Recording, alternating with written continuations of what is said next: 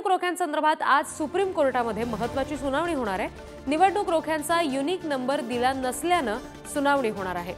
Unique number न दिल्यामुळे supreme कोर्टाने एसबीआयला नोटीस बजावली होती आणि त्या संदर्भातली सुनावणी आज पार पडणार आहे असं समजतंय। प्रतिनिधी शिवाजी काळे सध्या आपल्याशी जोडले गेलेत। शिवाजी, काय नेमकं या सुनावणी दरम्यान होणारे महत्त्वाचे मुद्दे असतील या सगळ्या प्रकरणातले?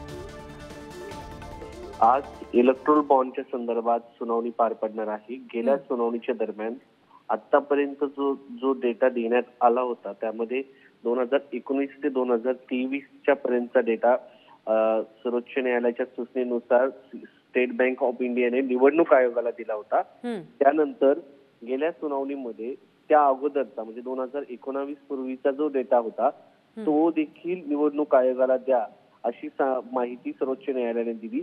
त्या सुनावणी दरम्यान त्यांनी असं म्हटलं होतं निवडणूक आयोगाने आमच्याकडे तो डेटा नाही, मात्र तो एसबीआय कडे देखील नव्हता, तो सुप्रीम कोर्टाकडे डेटा होता। सुप्रीम कोर्टाने तो कॉपी करून निवडणूक आयोगाला दिला। त्या संदर्भातली तो डेटा जो आहे तो आता प्रसिद्ध करण्यात आलेला आहे। मात्र सगळ्यात महत्त्वाचा जो मुद्दा आहे या सगळ्या प्रकरणामध्ये कोणते पैसे कोणाला गेले हा सगळ्यात महत्त्वाचा मुद्दा होता आणि त्या संदर्भात आज सुनावणी होणार आहे। त्यामुळे आज सर्वोच्च न्यायालय एसबीआयला नक्की काय आदेश देतं आणि देशातील जनतेला ज्याची आतापर्यंत वाट पाहत आहेत की कोणत्या पक्षाला कोणत्या उद्योगपतीने निधी दिला याची माहिती आज देण्याचे आदेश सर्वोच्च न्यायालय कदाचित देऊ शकतं। त्यामुळे आजची सुनावणी खऱ्या अर्थानं सर्व सुनावणीचा सार असेल आणि यापुढे ही सुनावणी सुरू राहील, कारण अनेक असे नेते उद्योगपती आहेत की ज्यांच्या कंपन्या तोट्यात आहेत मात्र त्यांनी राजकीय पक्षांना निधी दिलेला आहे।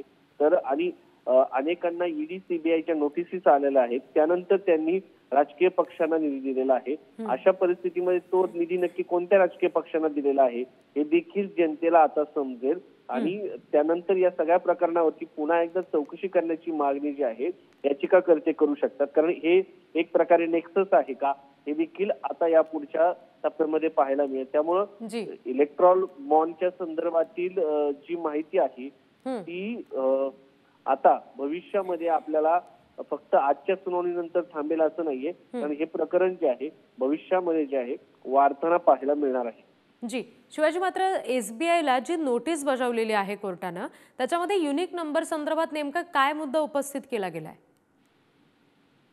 सगळ्यात महत्त्वाचं म्हणजे या सगळ्या प्रकरणामध्ये एक महत्त्वाचा युनिक नंबर जो असतो ज्यामुळे समजतं की कोणी निवडणूक रोखे म्हणजे बॉन्ड जे आहे ते खरेदी केले आणि ते कोणत्या पक्षाला वटवण्यात आले, म्हणजे त्याच्या पैशामध्ये ट्रान्सफर झाले आणि कोणत्या पक्षाच्या अकाउंटमध्ये पैसे गेले हे अद्यापर्यंत कळालेलं नाही। देशासमोर मोठ्या लिस्ट आलेल्या आहेत 500 पानाच्या आणि त्याच्यामध्ये फक्त उद्योगपतींची नावं आहेत आणि कोणत्या राजकीय पक्षांना आतापर्यंत किती पैसे मिळालेले आहेत याचा ढोबळमानाने जो आकडा आहे तो समोर आलेला आहे।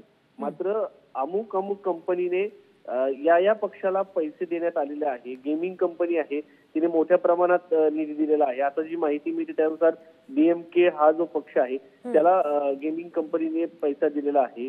तर अशा पद्धतीने सर्व पक्षांची माहिती मिळणं गरजेचं आहे, त्यांना कोणत्या उद्योगपतीने पैसे दिले त्यानुसार लक्षात येतं जनतेला की कशा पद्धतीने राजकारणाचं कॉर्पोरेटीकरण झालेलं आहे। लोकशाहीमध्ये उद्योगपती त्यांना हवे ते निर्णय घेण्यासाठी सरकारला कशा पद्धतीने पैसे देतात हे यामधून स्पष्ट होईल। सध्याची जी माहिती आपल्याला पाहायला मिळते आहे त्यानुसार मोठ्या प्रमाणात निधी भाजपला मिळाला आहे, त्या पाठोपाठ तृणमूल काँग्रेसला आहे, काँग्रेस पक्षाला आहे। तर या पक्षांना जे निधी दिले आहेत त्यांनी देखील एरवी आपल्या समोर येऊन जनतेला आम्ही पारदर्शक आहोत, भ्रष्टाचार मुक्त आहोत असं सांगत असतात, मात्र त्यांनी अद्यापर्यंत स्वतः जनतेसमोर येऊन लोकशाहीमध्ये सांगितलेलं नाही की आम्हाला ह्या उद्योगपतींनी पैसा दिलेला आहे। त्यामुळे सर्वच राजकीय पक्ष याच्यामध्ये काही तुरळक पक्ष वगळता राजकीय आपण जर पाहिलं तर पारदर्शकच्या गप्पा करतात मात्र वास्तविकतेत नाहीत असं दिसतंय। जी शिवाजी, धन्यवाद दिलेल्या सगळ्या सविस्तर तपशिलांसाठी। मग निवडणूक रोख्यांसंदर्भात आज सुप्रीम कोर्टात ही महत्त्वाची सुनावणी होतीये। निवडणूक रोख्यांचा जो युनिक नंबर असतो तो दिला गेला नव्हता, त्याच्यामुळे सुनावणी पार पडते आणि एसबीआयला या संदर्भात सुप्रीम कोर्टानं नोटीस बजावली होती, ज्याच्यावर आज ही सुनावणी होईल।